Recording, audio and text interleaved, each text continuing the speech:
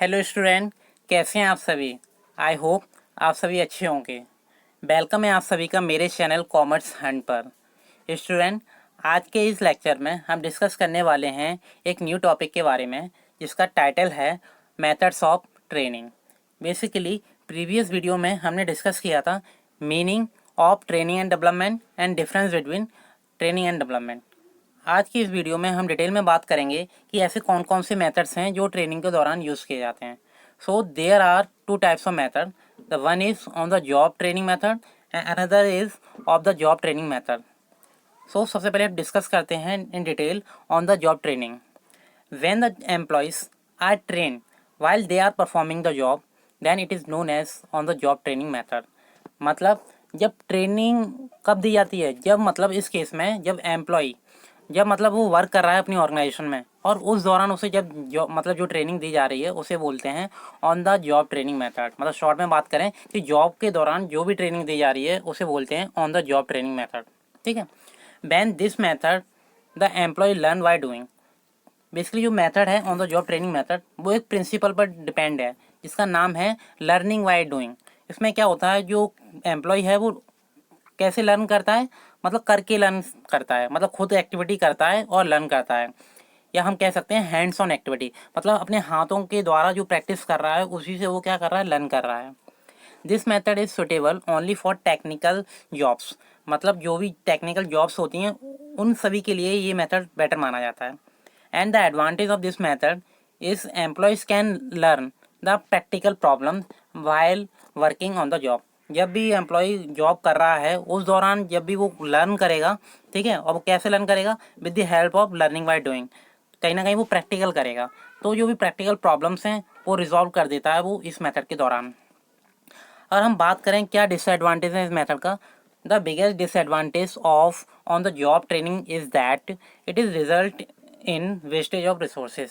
क्योंकि यहाँ क्या होता है लिमिटेशन कि जो अनस्किल्ड एम्प्लॉय हैं, अनट्रेंड एम्प्लॉय हैं, वो जब भी कोई काम करेंगे तो ज़्यादा से ज़्यादा वेस्टेज करेंगे, तो कहीं ना कहीं एक लॉस हो जाता है एम्प्लॉय के लिए और साथ साथ किसके लिए, जो ऑर्गेनाइजेशन के लिए हैवी लॉस कह सकते हैं।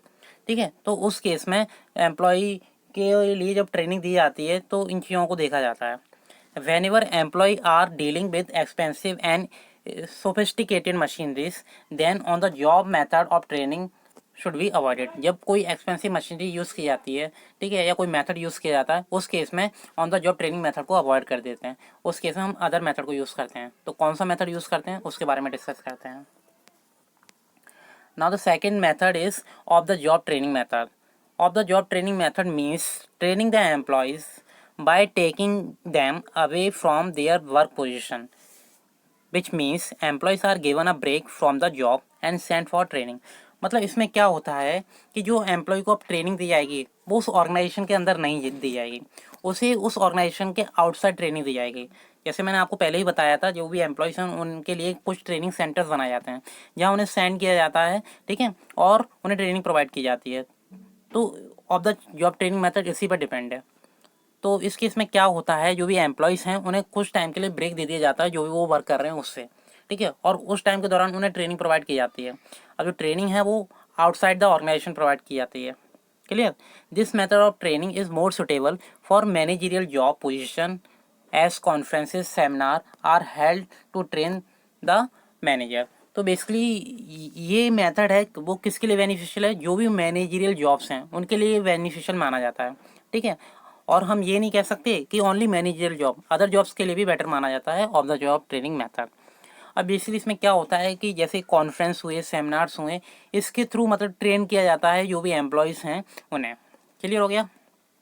अब बात करते हैं the common and popular techniques of training under the on the job method. तो जो ऑन द जॉब मेथड है उसके अंडर कुछ टेक्निक्स यूज़ की जाती हैं जिसके थ्रू एम्प्लॉय को ट्रेनिंग दी जाती है।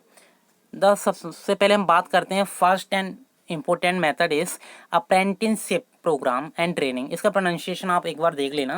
Under this method the worker seeking to enter skilled job are sent for apprenticeship training program. मतलब इसमें क्या होता है, जो भी वर्कर्स हैं और जो एम्प्लॉयज़ हैं उन्हें मतलब क्या किया जाता है, एक ट्रेनिंग सेंटर्स में भेजा जाता है जहाँ उन्हें क्या किया जाता है, ट्रेनिंग दी जाती है।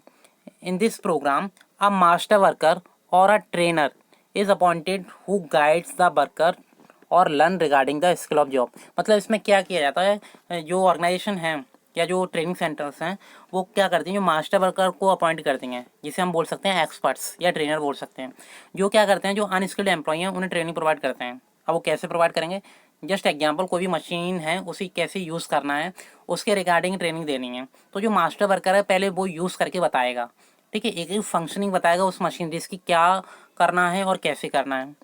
और उस दौरान जब वो बताएगा तो उस दौरान जितने भी अनस्किल्ड ट्रेनर्स हैं वो उस मशीनरीज को कैसे ऑपरेट करना है उसे ऑब्जर्व करेंगे, ठीक है। अब जब ये मतलब क्या कहते हैं ट्रेनिंग मिल जाएगी उन्हें, ठीक है, तो उसके दौरान क्या होगा, अब वो क्या करेंगे, प्रैक्टिस करेंगे।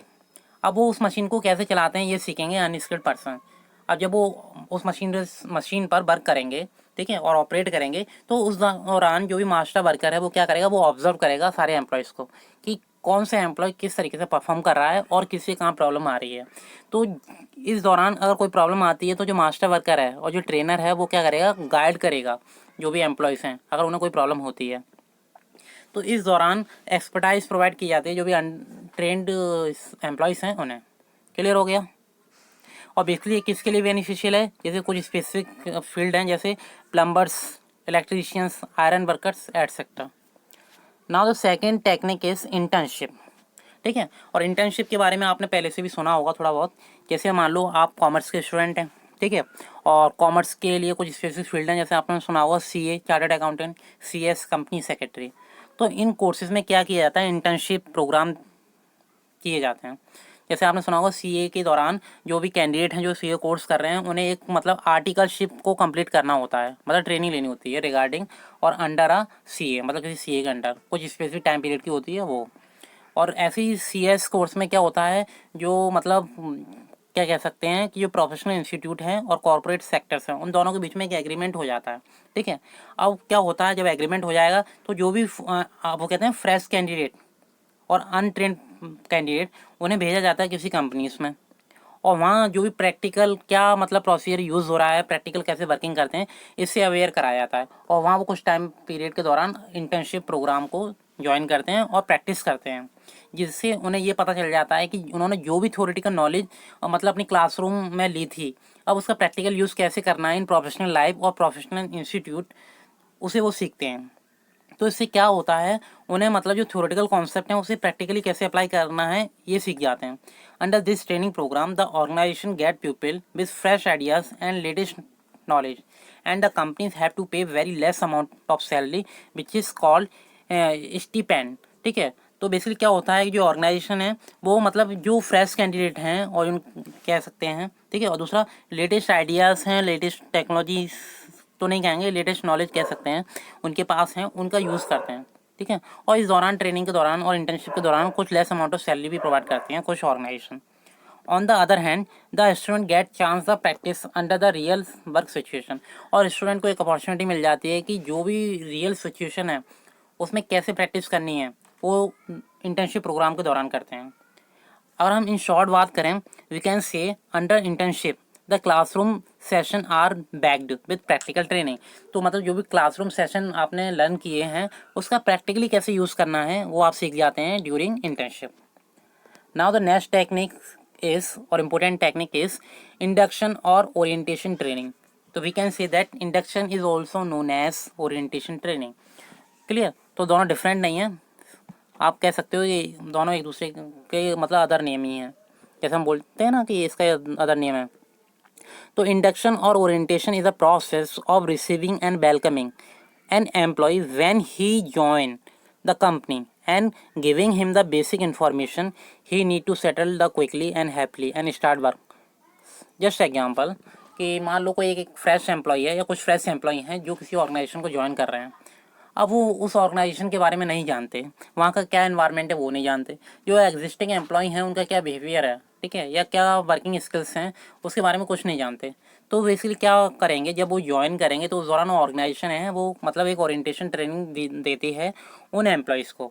तो इस ट्रेनिंग के दौरान क्या होता है, उन्हें अवेयर कराया जाता है रिगार्डिंग ऑर्गेनाइजेशन एनवायरनमेंट और जो भी एग्जिस्टिंग एम्प्लॉई हैं उनसे एक इंट्रोडक्शन कराया जाता है, जिससे जो एग्जिस्टिंग एम्प्लॉई हैं उन्हें भी ये पता चल जाए कि उनके ऑर्गेनाइजेशन में न्यू एम्प्लॉयज़ कौन से आए हैं, जो न्यू एम्प्लॉयज़ हैं उन्हें भी पता चल जाए कि एग्जिस्टिंग एम्प्लॉय कौन से हैं, जिनसे इन दोनों में कोऑर्डिनेशन इस्टेब्लिश हो सके। ठीक है, क्लियर हो गया। The purpose of this training program is to make new employ feel at home and develop a feeling of belongingness. और ओरिएंटेशन प्रोग्राम कराने का एक रीज़न ये भी है कि मतलब जो ऑर्गेनाइजेशन है वो ऐसा फील कराना चाहती हैं न्यू एम्प्लॉयज़ को, जिससे उन्हें ऐसा लगे कि वो अपने घर पर ही काम कर रहे हैं। ठीक है, और दूसरा उनमें भी एक फीलिंग आ जाए बिलोंगिंगनेस वाली। Proper orientation establish a new employee to have a good start and develop his or her overall effectiveness on the job। अगर उन्हें इस तरीके से ट्रेनिंग दी जाएगी थ्रू ओरिएंटेशन, तो वो क्या कर सकते हैं, जो अपना वर्क है उसे बेटर तरीके से परफॉर्म कर सकते हैं और इफेक्टिवली परफॉर्म कर सकते हैं। The basic objectives of induction और ओरिएंटेशन प्रोग्राम्स आर। अब जो ओरिएंटेशन प्रोग्राम है उसे कराने के कुछ ऑब्जेक्टिव्स होते हैं। The one is to help the new commerce to overcome his और her shyness and nervousness in meeting new people. मतलब आपने देखा होगा जब हम किसी नए एनवायरनमेंट में जाते हैं तो कहीं ना कहीं हमें कुछ साइनेस होती है और नर्वसनेस होती है, तो ऐसे जो न्यू कमर्स और न्यू एम्प्लॉयज़ हैं उनमें भी ये सिचुएशन पाई जाती है। क्लियर। दूसरा क्या होता है, to build up the confidence of new employees. अब जो साइनेस है, जो नर्वसनेस है, उसे क्या करना है, रिमूव करना है थ्रू दिस प्रोग्राम, और कहीं ना कहीं उनमें एक कॉन्फिडेंस लेवल भी डेवलप करना है। The next objective is to develop a sense of belongingness और लॉयल्टी। अब जब वो कॉन्फिडेंस डेवलप होगा तो कहीं ना कहीं उनमें क्या होगा, सेंस ऑफ बिलोंगिंगनेस और लॉयल्टी भी डेवलप हो जाएगी। Fifth objective is fourth is to develop cordial relationship between the new comers and the existing employees. मतलब जो एग्जिस्टिंग एम्प्लॉयज़ और सुपरवाइजर हैं और जो न्यू कमर्स हैं, न्यू एम्प्लॉयज़ हैं, उनके बीच में एक रिलेशनशिप स्टैब्लिश किया जाता है through coordination. Fifth objective is to ensure newcomers do not form negative attitude towards the organization or the job। ठीक है, तो ऑर्गेनाइजेशन हमेशा ट्राई करती हैं कि किसी भी तरीके से जो न्यू कमर्स आ रहे हैं उनके माइंड में नेगेटिव जो एटीट्यूड है वो डेवलप नहीं होना चाहिए। क्लियर। क्योंकि अगर ये डेवलप हो जाता है तो वो अपनी जॉब बेटर तरीके से परफॉर्म नहीं करेंगे। ठीक है, और परफॉर्म नहीं करेंगे तो ये कहीं ना कहीं किसके लिए लॉस है, ऑर्गेनाइजेशन के लिए। And last objective is to give the newcomers necessary information such as location of washroom, rest period, cafeteria, leave rules etcetera. और जो न्यू कमर्स हैं उन्हें ये नहीं पता कि वॉशरूम किधर है, या रेस्ट पीरियड किधर है, रेस्ट रूम किधर है, या कैफेटेरिया किधर है, या जो लीव दी जाती हैं वो किस बेसिस पर दी जाती हैं, इसके बारे में कुछ नहीं पता होता। तो इसके रिगार्डिंग उन्हें इन्फॉर्मेशन प्रोवाइड किया जाता है थ्रू दिस ओरिएंटेशन ट्रेनिंग। अब स्टूडेंट बात करते हैं जो भी a formal induction programme must provide following the information to the employee. अब जो इंडक्शन प्रोग्राम कराए जा रहे हैं उसके थ्रू कुछ इन्फॉर्मेशन प्रोवाइड किया जाती है जो न्यू कमर्स हैं उन्हें। The first is brief history and operation of the company. जो कंपनी है उसकी क्या हिस्ट्री रही है उसके बारे में अवेयर कराया जाता है, और दूसरा वो उसकी जो वर्किंग कंडीशन है या वर्किंग वो कहते हैं प्रोसेस है वो क्या है उसके बारे में बताया जाता है। आफ्टर दैट क्या डिस्कस किया जाता है, product and service of the company. जो कंपनी है वो किस प्रोडक्ट एंड सर्विस में डील कर रही है उसके बारे में अवेयर कराया जाता है। देन कंपनीज ऑर्गेनाइजेशनल स्ट्रक्चर, क्योंकि आपको पता है हर ऑर्गेनाइजेशन का एक अपना स्ट्रक्चर होता है, तो ये क्या स्ट्रक्चर है इसके बारे में भी अवेयर कराया जाता है कि टॉप लेवल मैनेजमेंट में कौन है, मिडल में कौन है और लोअर में कौन है। ठीक है, या जो प्रमोशन वो किस बेसिस पे होता है या डिमोशन है किस बेसिस पे होता है। Rules regulation policies and procedure of the company. ठीक है, जो कंपनी है उसके रूल्स एंड रेगुलेशन क्या है, प्रोसीजर्स क्या हैं, उसके बारे में भी अवेयर कराया जाता है। Then responsibility and authority of the employees. जो एम्प्लॉय है उसकी इंडिविजुअल रेस्पॉन्सिबिलिटी क्या है फॉर ऑर्गेनाइजेशन, ये भी बताया जाता है। Then grievances procedure and safety rules, क्योंकि आपको पता है जहाँ ऑर्गेनाइजेशन है और ऑर्गेनाइजेशन में ग्रुप ऑफ पीपल वर्क करते हैं तो कहीं ना कहीं क्या होता है, प्रॉब्लम भी आती है। जैसे मतलब एक एम्प्लॉय है दूसरे से मतलब कोऑर्डिनेशन नहीं इस्टेब्लिश हो पा रहा। ठीक है, या कोई झगड़े होते हैं, अगर मान लो इस तरीके से लगता है कोई प्रॉब्लम हो रही है या किसी एम्प्लॉय को मतलब उसका ज़्यादा यूटिलाइज किया जा रहा है। ठीक है, और वो परेशान हो चुका अपने वर्क से, और उसे लगता है कि उसके साथ सही व्यवहार नहीं किया जा रहा, तो वो एक प्रोसीजर को फॉलो कर सकता है जिसे बोलते हैं ग्रीवेंसेस प्रोसीजर। जिस प्रोसीजर के थ्रू उसकी प्रॉब्लम को सॉल्व किया जा सकता है और साथ साथ सेफ्टी रूल्स भी उसे बताए जा सकते हैं। देन सजेशन स्कीम, सपोज जो न्यू कमर्स आ रहे हैं, अब जब न्यू कमर्स आ रहे हैं तो कहीं ना कहीं वो क्या होगा, उनके पास एक फ्रेश नॉलेज होगी, फ्रेश आइडियाज़ होगा, तो इस फ्रेश नॉलेज और फ्रेश आइडियाज़ को ऑर्गेनाइजेशन यूज़ करते हैं for the organisation objectives. Then terms and condition of service such as wages, working hours and holidays. तो बेसिकली जो वेजेस हैं या सैलरी है वो किस बेसिस पे दी जाती है, कितनी दी जाएगी किस एम्प्लॉयज़ को, दूसरा वर्किंग हार्स क्या होंगे, या जो हॉलीडेज़ हैं वो कितनी दी जाएंगी, ये भी सब बताया जाता है। देन डिसिप्लिनरी प्रोसीजर, जो डिसिप्लिन है, ठीक है, उसका क्या प्रोसीजर है, अगर मान लो कोई एम्प्लॉय है वो उस डिसिप्लिन के दौरान या उसका उल्लंघन करता है तो उसे क्या पनिशमेंट दिया जाएगा, ये सब बताया जाता है। After that opportunity for training, promotion and transfer etcetera. अब एम्प्लॉय को मोटिवेट भी करना है तो मोटिवेट कैसे करेंगे, उन्हें ट्रेनिंग दी जाएगी, प्रमोशंस किया जाएगा और ट्रांसफ़र भी किया जाएगा, ठीक है। तो बेसिकली ये एक ऐसा प्रोसीजर जिसके थ्रू एम्प्लॉय अवेयर हो जाता है न्यू टेक्नोलॉजी, न्यू अपडेट्स के बारे में। अब स्टूडेंट बात करते हैं, अभी तक हमने डिस्कस किया कि जो भी ऑन द जॉब ट्रेनिंग के मेथड हैं या टेक्निक्स हैं वो क्या हैं, वो डिस्कस कर लें। अब बात करते हैं जो of the job training method है उसके दौरान कौन कौन सी टेक्निक्स यूज़ की जाती हैं उसके बारे में बात की जाती हैं। तो आपके सिलेबस में वेस्टिब्यूल स्कूल, ठीक है, एक टेक्निक है, इसे यूज़ किया गया है, इसी के बारे में हम डिटेल में डिस्कस करेंगे। वेस्टिब्यूल स्कूल्स के बारे में आपको अगर बताऊं तो बेसिकली आप देख भी रहे हो, इसमें लिखा भी है, vestibule school means duplicate model of organisation. मतलब क्या है कि आपको एक डुप्लीकेट मॉडल या डमी मॉडल के बारे में अवेयर कराया जाता है। जस्ट एग्जांपल, आप कोई एक ओरिजिनल वर्क करने वाले हो, ठीक है, उससे पहले आपको एक डमी वर्क दिया जाता है, या ओरिजिनल मशीन को यूज़ करने वाले हो उससे पहले आपको एक डमी या डुप्लीकेट मशीन दी जाती है, जिससे आप जो भी प्रैक्टिस कर सको, ठीक है, या जो भी मिस्टेक कर रहे हो उस डमी मॉडल पर कर सकते हो। पर जब ओरिजिनल मशीन पर करो तो वो मिस्टेक ना हो, तो इस प्रॉब्लम को रिजॉल्व करने के लिए ऑर्गेनाइजेशन डमी मॉडल को प्रिपेयर करती है, ठीक है। A dummy model of machinery is prepare और instead of using original machineries employ are train on dummy model. तो एम्प्लॉय को ट्रेनिंग दी जाती है डमी मॉडल पर कि वो इस तरीके की मिस्टेक्स को ना करें। Sometimes the accountants who have to make entries in inventory register or cash register, they are first supply the duplicate register। तो आपने देखा होगा जो अकाउंटेंट होते हैं उनके पास एक डुप्लीकेट रजिस्टर होता है, या हम बोलते हैं सप्लीमेंट बुक होती है, जिसमें वो अपना रब वर्क करते हैं, ठीक है। अब जब वो रब वर्क से जब वो अपना ओरिजिनल वर्क करेंगे तो वो किस में करेंगे, इन्वेंट्री रजिस्टर जो ओरिजिनल है और कैश बुक रजिस्टर है उसमें करते हैं, जिससे कोई मिस्टेक ना हो। क्योंकि आपको पता है अगर मिस्टेक होगी तो उसे काटना पीटना, मतलब काटना पड़ेगा, पीटना तो नहीं, ठीक है, और जिससे क्या होगा कहीं ना कहीं वो ऑड लगेगा। तो इस प्रॉब्लम्स को रिजॉल्व करने के लिए ऑर्गेनाइजेशन डमी मॉडल्स पर प्रैक्टिस कराती हैं।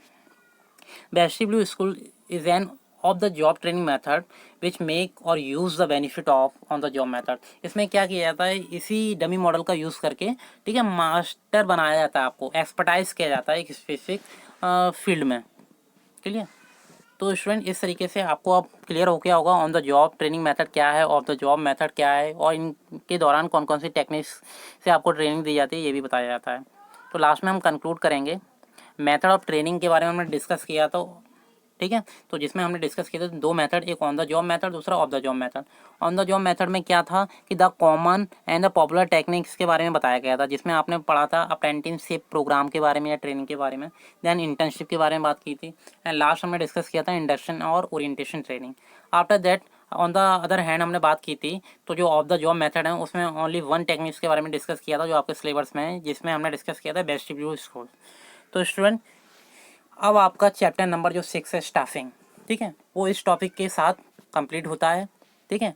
अभी आपको कोई प्रॉब्लम है तो आप कमेंट सेक्शन में कमेंट कर सकते हो, ठीक है, और आपको जो भी प्रॉब्लम होगी उसका इमीडिएट जो भी रेस्पॉन्स है वो दे दिया जाएगा आपको। क्लियर हो गया स्टूडेंट? अगर आपको ये वीडियो अच्छी लगती है, ठीक है, तो लाइक कीजिए, सब्सक्राइब कीजिए और शेयर करना बिल्कुल ना भूलें, जिससे जो अदर कैंडिडेट्स हैं जो इस टॉपिक से अवेयर नहीं है वो भी अवेयर हो जाएं। तो आज के लेक्चर में इतना ही, नेक्स्ट लेक्चर में हम डिस्कस करेंगे कुछ न्यू टॉपिक्स के बारे में। Thank you.